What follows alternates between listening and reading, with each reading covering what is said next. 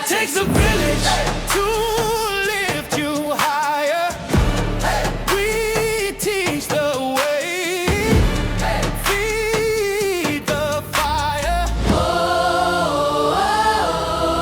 It takes a village. Welcome to another episode of the Village Podcast, where people help people, and I'm your host, Kendale Lumpkins. Today, I have this distinct honor of welcoming somebody that everybody here knows. My brother, my friend, DJ Kujho. Man, welcome to the show, man. Man, thank you for having me, man. I'm honored to be here, man. This is amazing. This is amazing. Yeah. And I'm proud of the journey that we've both been on. It's been a long time coming. Yeah. We've been supposed to have a conversation. And I'm Yes, glad sir. it's finally Yes, sir. happened. Yes, sir. Nah, man, like, and when you say the long journey, like, man, we knew each other. We've been knowing each other for a long time, man. 10 plus years, I think. Yeah, like back when Kujho was Kujho days, back in the day. Yeah. The rebrand has been It's been good. The rebrand has been a blessing. It's been good, man. It's been good. And so, like, my thing is, you know, what I always want to try to do is highlight our people, highlight people that we know, right, that's doing stuff in the community, that's making a difference. And it ain't so much about, you know, the fame of it. It's just like, man, I want you to know I see you. Yeah, man, that whole, I was Marcus before I was Kujho, so I don't even. Yeah, I already know. But it's good. It's good for us to get in here and have these conversations because, man, like, if we don't take care of each other, then how can we expect other people to do it? Exactly. So that's why it's an honor for me to have you here. Man, an honor for me to have a conversation with you. And, man, we just going to get rolling. Let's do it. So, look, man, my first question is, with all the stuff that you're doing, okay, because you everywhere, man, how are you doing? I'm better. Yeah. I recently so we're going to get into it, but 2012, I tried to commit suicide. My mom saved my life. And just recently, I told my wife it was a suicidal thought. It wasn't really a suicidal thought. It was, I've had people want so much instead of, hey, how you doing? Are you okay? It's, what can I, man, hey, can you do this? Hey, can I borrow this? Hey, can I get this? And it's like, in my thought process was like, what would happen if I wasn't here? Like, would you care if I was gone? Because you never. I can probably count on. I can count 10 people that'll call me.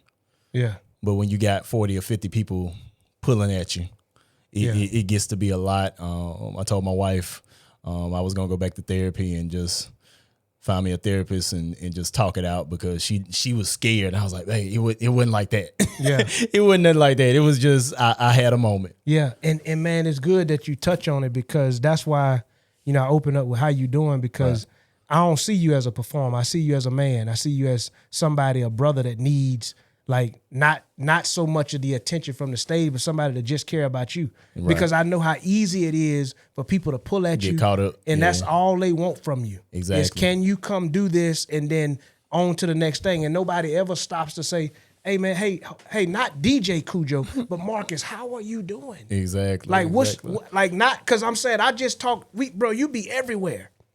Like, and that don't come easy. No. Just because we see you all over the place, just because you at this game, you helping the kids, you giving back, you doing all that, that don't change the fact that, man, you need people to care about you. Yeah, this is very true. And it's good that you're not afraid to talk about that, bro, because people in that light that you're in, so many people deal with the same stuff. Oh yeah, and people see the highlight reels. They don't see.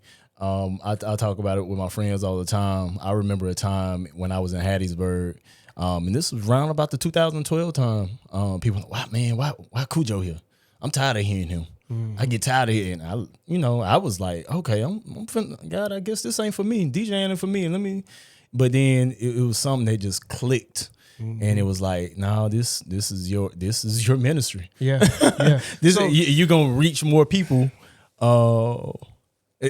You're gonna be in the club, but you can still pray in the club. Yeah, and you're gonna be in the club, but you can still give back. You're gonna be in the club, but you can still do this, that, and the third, and I'm gonna put you in position to be able to give. And my mom and my dad always taught me the blessing is in the giving. Yeah. Wow. And I don't do it to get. Yeah. I just do it because I mean I wanted it done for me. So I didn't even have this question in my mind, but you mentioned how you said in 2012 where people were like, why DJ Kujho always here? Like, so how do you navigate that space where I'm not accepted here and people may not like me here, but what about in other places? Because you done DJ'd at Mississippi State. Yeah. Well, the thing about it is though, like initially they didn't want me there. They were like, why who is this? Why is he here? And then I had to prove myself that I should be here. Yeah, I'm supposed to be here. That whole situation with the state thing was like God's grace. So we can talk about that real quick. Yeah. USM had a game against University of Louisiana Lafayette, and the band was double booked. President Paul was like, who we gonna get? His advisor said, call Kujho. I was like, cool. Alumni Association hit me up. They were like, we're gonna have about 5,000. I was like, well, I'm gonna pray that we had 65. We ended up with 8,300 people there. Fast forward, my partner DJ Macho, he was the DJ for Mississippi State. He left and went to Houston, and the administration asked him. He was like, "Who can we replace you with?" He was like, "Don't call nobody but Kujho." Me and my wife and my sister were at a Beyonce concert in New Orleans. I did a Skype interview with him, a podcast that didn't know me from a can of paint, shouted me out, gave me all kind of praise.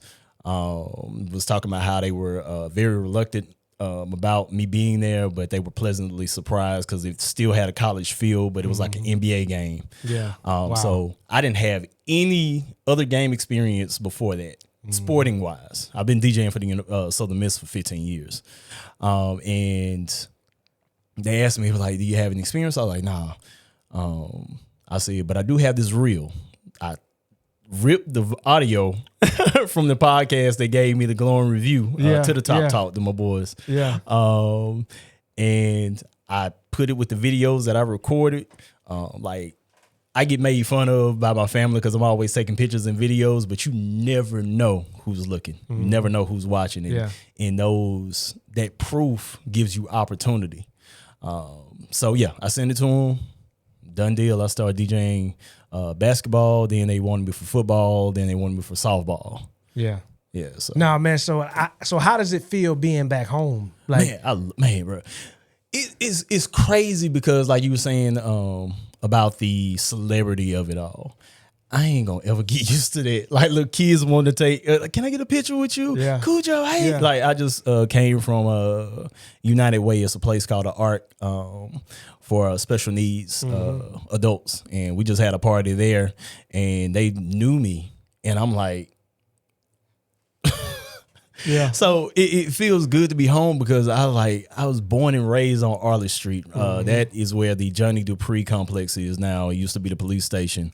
And I tell people, I tell my classmates all the time how in that block we had gangs, drugs. We could have all went another way, but you have people like Peanut Moving Services, Marcus White, Carol Jones, CJ Lawrence, Maxwell and Myron Lott. I'm forgetting somebody, Jonathan Barnes, several like blessed people. We grew up within a mile of each other. Wow. And our lives could have went a whole nother way. Yeah. And it's just a blessing to be home. Yeah. Like, I don't take it for granted. People say that you gotta leave to make it. Sometimes that's true. And I guess it is true because I had to leave. I left 2012, 2013, started DJing with my partner Nasty Show in Jackson, and came back. So. Yeah. So what got you into DJing? I'm saying this is going all the way back. Like what? And the reason why I'm asking is because although, like, I just have an appreciation for people that do things well, right. like that are like that go all the way. I don't even have to be in that lane, but I can appreciate. Like, bro, that's an art. Like whenever you can have little kids at a USM game and you know when the beat drop, you know when it hit, like what they gonna be on, like Fiend. Like I'm saying, like I'm looking at it like as a fan and I'm like, man, you gotta know the environment. You got to know the kids. You got to know what they want to listen to Right. in order to do that. So what got you into DJing? Depression. Really? So I was at a bar. You remember Taste? Yeah. So before it was Taste, it was Oasis, and my homegirl Catrice was the bartender there. She was like, she knew I was going through some issues. She was like, come have a couple of drinks. I was like, cool. I went over there. And then my partner DJ Sweat, the legendary DJ Sweat, he was DJing at, it might have been Memories. It was one of the clubs. It was Memories. It was Memories, and no, was it the Palace? It was one of them. Anyway, he gave me a mic. I just started talking on the mic, and at the end of the night, he gave me like $75. I was like, "What this for?" He was like, "You did good. You want to come back?" So then I started DJing for DJ Birdman, DJ Big Daddy from 106.3, DJ Goldie out of Laurel, DJ Trey Z. And I'm missing somebody. No, it's five. It's five of them. But anyway, you had the club DJ, the college DJ, the how I want to say the pop DJ, the urban DJ. Yeah. You know what I'm saying? And the wedding DJ. Yeah. So like I'm learning. I'm their hype man, but I'm learning How to do all of them. how to read their crowds because I got to read their crowds to talk. Yeah. Wow. So Michael Jackson passed. I always did mixes. When I was at Jones, I did mixes. When I got to USM, I was doing mixes. And I made a Michael Jackson mix. Sweat played it in the Palace twice. And he was getting ready to move, I think, to Indiana. And that was it. He was like, yeah, we gotta teach you the ropes. That's how it started. Yeah, that's exactly how it started. And so whenever you talk about and here's the interesting thing, like, because I was in Taste. Right. I hadn't always sat in this seat. Right. I was in Oasis. I done Right. been in Memories. Right. And I remember Sweat. Yeah. So you talk about somebody that's basically mentoring you, giving you the game. Yeah. Right. And To this day. To this day. Yeah. Right. So how does that impact you going forward, whereas you giving back to the other people? Like, how do you, because I see you giving back a lot. Well, that's why I pour into like Jay White. I pour into Pretty Peach. I pour into Nia. I pour into all the up and coming DJs. If they have a question, if they need advice, if they need a business side question, you know what I'm saying? Like, I want to give them what I couldn't get. Because I mean, Sweat, well, no, I take it back. Sweat knew his business, but he taught me the DJ side. He didn't teach me the business side. Right. But once I got that experience, I want to pass it on to them. The business side. Yeah. Because this is a business. Oh yeah. This is definitely a business. I've been DJing for DJing has been my primary source of income for 17 or 18 years. Really? I hadn't clocked in 18 years. And you used to work at AT&T. I worked at AT&T for about 7 to 10 years. I'm old. Yeah. So it's crazy because the selling process that I learned at AT&T taught me to sell myself. Come on, man. And then they have the company had the motto. I can't remember the lagniappe, I think, and it means a little extra. So I always took that like, I'm gonna give my customers, as long as it don't hurt me, I'm gonna give them more because that retains them. That gets them to put me out to another customer, referrals. I mean, that's even with life, just giving people more. It's gonna come back. And bro, like you just said something that I think is important for people to grab. You work for AT&T and learn some stuff that help you work for yourself now. Yeah, what they say, let your 9 to 5 fund your 5 to 9. So yeah, it was literally like I learned that process of selling these phones, selling these accessories, how to upsell. Now I'm selling myself, selling my product, upselling my services. Yeah. It all goes in the same. So let me ask you this: how do you, if somebody's listening to this and they saying, "Man, I got a gift, I got something that I know, but I'm working a job." Like, how do you get them the courage to bet on themselves? Like saying, you said 18 years, this is your main source of income. Yeah. That's a long. Listen, bro, that's a long time. It's crazy, like it, and it's all from the state of Mississippi. Like it's all from the community. Mm-hmm. Like when they talk about community economics, I am a product. Support is a verb. Yes, sir. Yes, I sir. am a product of community economics. Yeah. Yeah. Because without them, You wouldn't be doing this. Exactly. What I would tell anybody that has a desire to leave their job, leave wisely. Don't burn that bridge. Two, and you can help me with this Bible verse. And I've always said it. It was like, if I take care of the birds and the bees and the flowers and the plants, how much more will I take care of you? Yes, sir. Yes, sir. And Matthew you praise my name. Yes, sir. Yes, sir. So yeah, seeking first His kingdom, like, and I think that's important because, like, I don't know if people ever hear you talk about the spiritual side. Like me and you, this is what I'm saying. Me and you done had conversations about God before, and I knew you knew Him. Yeah. Right. So people may get it confused, like, oh, he in a club, he DJing. Nah, but the dude got a direct line to Jesus because that's what is his foundation is on. I have friends who be like, yeah, you one of God's favorites for real. Because I'll pray for some. I believe in religion and spirituality. I believe in God. I believe in manifestation. I believe in all that, but all of it works because of Him. Mm-hmm. But yeah, like I pray before gigs. I pray protection over, because I see so many fights and stuff that happen at events, and I literally stop, turn my computer off, turn it back on, put my hands on I say, let the music flow through me, let the words flow through me, and have a protect this event. Yeah. And I can count on the number of hands how many times there's been a scuffle. And if there's been a scuffle, it was over quick. Yeah. So to get out of there. Yeah. And so, man, because I think that's a big leap, like going from your everyday job to betting on yourself. I think that can translate into so many different things. And so for 18 years, like, it ain't always been pretty though. Oh, no. Like, this been a grind. Like, there's been some ups, there's been some downs. And I'm sure there's been some times where you would say, man, I'm getting ready to go clock back in. But what kept you from doing it? Like, what kept you pushing? What kept you Because he always showed up. Wow. Always. That's why I don't even stress over stuff no more. I'm like, man, this ain't my battle. God got me. I say God has 100% success rate in getting me out of whatever mess I done put myself in. A 100% success rate of getting me out of whatever I put myself in. Mm-hmm.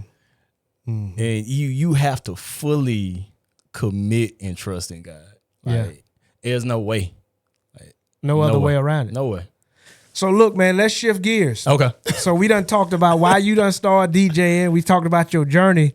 But man, look, let's talk about this fitness transformation. Okay. Man, what in the world, where did that come from? It came from DJing. We had these speakers, we still got them, called SP2s. Mm-hmm. And they're like 70, 80 pounds a piece. And I got to the point to where I was like, man, I'm getting tired of going up this ladder, picking them up, taking them down, picking them up, taking them down. Something got to give. I'm in this group called the Core DJs. Core DJs is like the NBA of DJing. Mm-hmm. We're worldwide. It's maybe 8 of us in Mississippi. I don't even think it's 8, it might be 6. But anyway, so we have a model group, and one of my homegirls, Monique, to this day, we've never met. Mm-hmm. She trained me for like 2 years, and basically just showed me the ropes, showed me what to do. She's a DJ? No, she's a model. Okay, she's a model. She lives in Dallas now. She was from Oakland. And yeah, she was a fitness competitor. And I was like, man, something got to give. And I want to say that might have been 2013, 2014. All of this stuff started happening around then. And I just got in the gym, did what she told me. And then it got to the point to where, like, I wanted more. Mm-hmm. And I tell you, so I think it was 2012. I was DJing in Vegas for Kevin Hart, Adrian Peterson, and an up-and-comer rapper named J. Cole was there doing his thing. Yeah. So I DJed in the Hard Rock that night, me and a couple of my partners.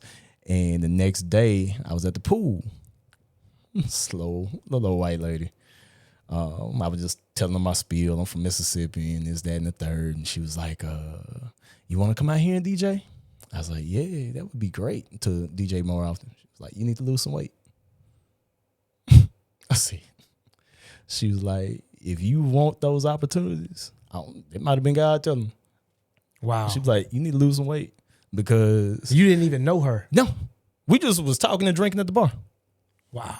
And it was like she taught me about the halo effect. She said the better you look, the more people will buy in. And I was like, she was like, you'll make more money, lose some weight. I said, I bet. I definitely want some more money. Yeah. I was like, I spent my last to come out. That check that just cleared. Yeah, that I got me here. spent that in Vegas. So yeah, I was all in then. 2013, called Mo.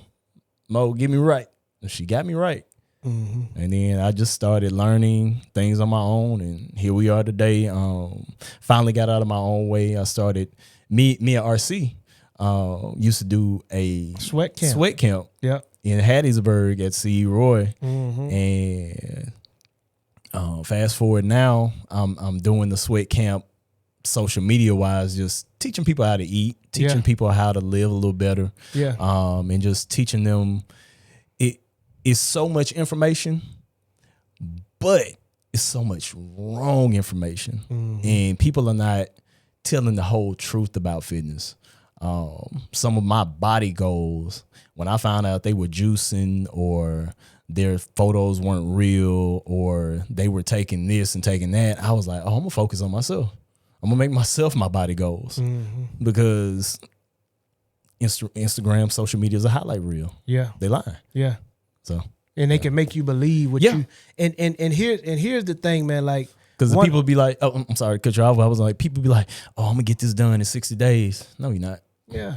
Because bro, listen, this and you touch on something that's powerful because people get stuck looking at social media and they don't realize that they're chasing something that's not even real.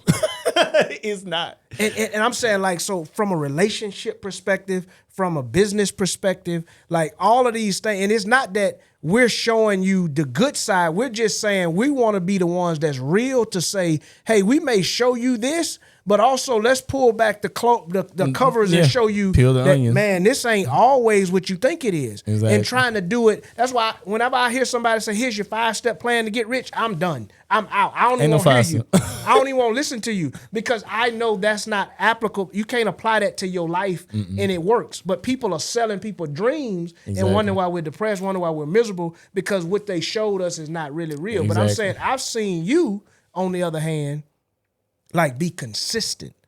Like to whereas this ain't just, oh, he started working out today and then he quit next year. Like, dude, you've been in it. Yeah. And really 2025 was the only time that I really, really, really locked in the entire year.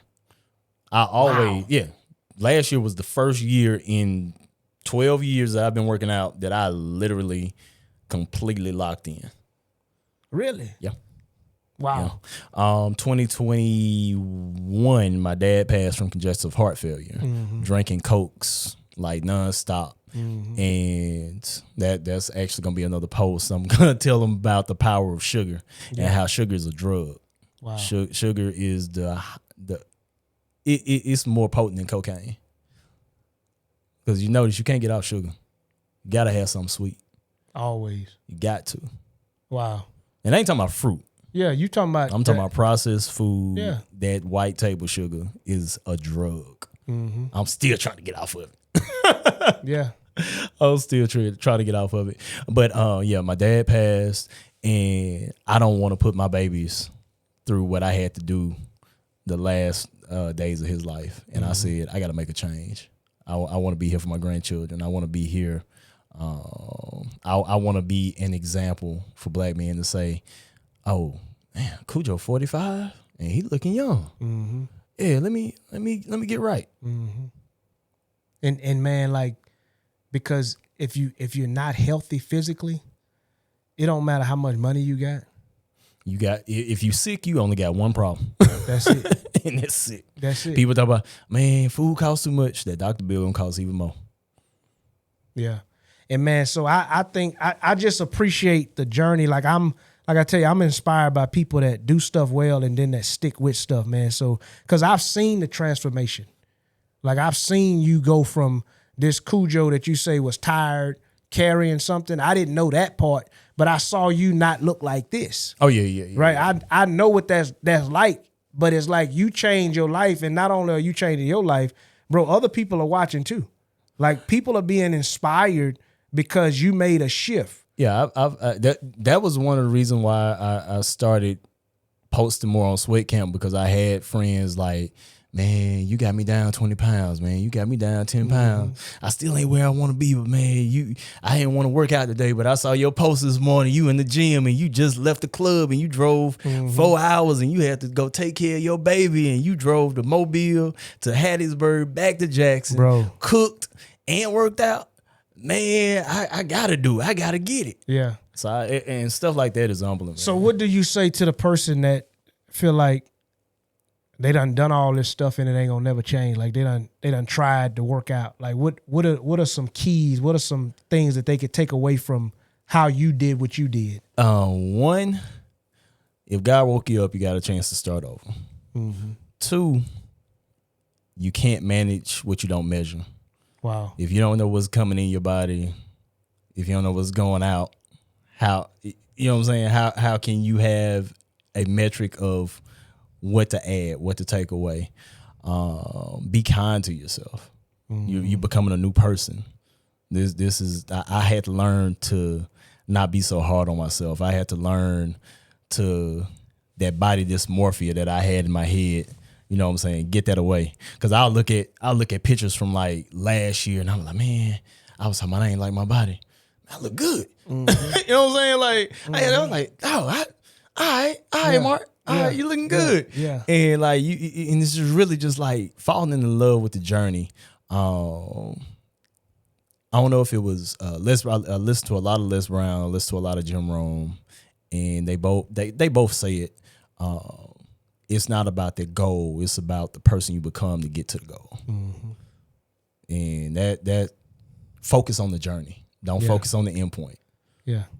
Because with fitness, you're always I saw something on Instagram the other day, and I don't know, it might have been RC, I don't know who it was, but they were like, you don't go into a relationship to get a divorce, you go into it to stay. You don't go into entrepreneurship to go broke, you go into it to stay. Mm-hmm. You don't go into fitness to fall out of fitness, you go into it to stay. So it's a continuous journey. And it's not a hey, let me do this for 6 months. This has to be a lifestyle change. Yeah. And that's what we're doing at Sweat Camp. It's not about a 30-day challenge. It's not about if that's what you want. This ain't it. No, this is Sweat Camp is basically gonna be a fitness diary of me, and basically showing them what I did, what I'm still doing, and the things that I learned along the way. Yeah. Nah, no doubt, man. Look, so before we wrap up, man, philanthropy is a big part of your life too. Yeah. I saw recently you did something with Fairly Wings. Yeah. Giving back. The $100 giveaway. That was man. So dope. what drives that? Like, because I believe that got to be something that's on your heart from a place where you want to give back. Well, my mom and dad have always given back, and they've always had taught me the power of being present in the community and taking care of your people. Mm-hmm. So that pretty much was an extended arm. My sisters Toya and Danielle, they actually got me into doing what I do now. We went to a school in Laurel. I think might have been Laurel Middle School or something, and they volunteered me to DJ. Yeah, they volunteered me to DJ, and I was like, all right, cool. So we had a pizza party for the kids. It was, I think, like a state testing pep rally. I was like, cool. And little kid was there, and he ain't had no clean clothes. And I was like, man, can we get him some clothes or whatever? She was like, yeah. And then another teacher was like, some of these kids don't even get pizza outside of the school pizza, not no real Domino's pizza type stuff like that. Wow. And so I was like, wow, we really blessed. Like, we ain't had everything, but we really blessed. And at that moment, I was like, yeah, Good Vibe Foundation. We got to make something shake. Yeah. So yeah, that's where it came. It came from my parents. It came from my friends. Just inspired me to try to be more. Yeah, man. I think it's more than anything when it comes to being the hands and feet of Jesus. I think that's what you model because that's what he did, right? He gave, right. He used his resources, his influence to make the world a better place. And I'm saying, I don't know in your lifetime if you'll ever hear it, but from me seeing it, from me knowing you, like that $100 giveaway, that being intentional, that helping kids when you see a kid out there that know they need the help, man, that's what draws me to people like you, because I know we all need that in some capacity. Yeah. Like we all need somebody to reach out and give a helping hand regardless of where we at in life. And there's nothing to be kind. It's nothing. It irritates me how some people will bypass the janitor but break their neck to shake the hand of the CEO. Like, I wasn't raised like that. When I come into the building, I'm speaking to everybody. Yeah, because they all matter. Exactly. They all somebody. Like, because there was a time when both of us in our life, we wasn't where we are now. Exactly. And we needed somebody to see us. Exactly. To speak life into us, to pour into us. And man, so I'm honored, for one, to call you a friend, but just two, just to watch the journey, bro, because I know this ain't easy. You still got to be a man. You're a husband. You're a father. You got life that hits you too. Yeah, we're about to be empty nesters. Oh my God, that's another podcast right there. I was gonna say my youngest baby is about to graduate high school in May. So yeah, we're about to be me and Bay. That's it. That's it. And bro, I'm gonna tell you, man, like from what I value about men, what I value about just life in general is that I understand that we need each other. Oh yeah. And I'm saying publicly, I'm proud of you, bro. Man, thank you. I'm proud of you as well. Appreciate that, man, because I know that doing what you do and being who you are, that ain't easy. Like you light up worlds for people whenever you go to games, and your world could be falling apart in that moment. But you still finding a way to serve. I tell people being a DJ is the best and worst, because you can't have a sick day. You can't have a bad day. Yeah. Especially when you're doing what I do day in and day out, you got to be on. Yeah. Yeah. It don't matter what's going on at home. You got to make these fans, you got to make these players lit.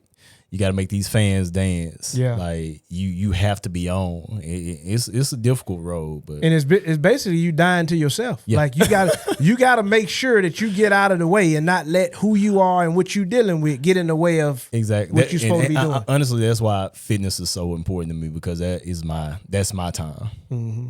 That help fill your cup back up. That's my time to lock in. Yeah. No doubt. Yeah. So man, look, how can people get in touch with you? How can people reach out to you for DJing or even the sweat camp, like those things, so that they can be a part of that, to follow this journey and be inspired to be better? Yeah, you can get everything at DJKujho.com, Kujho.com, Kujho.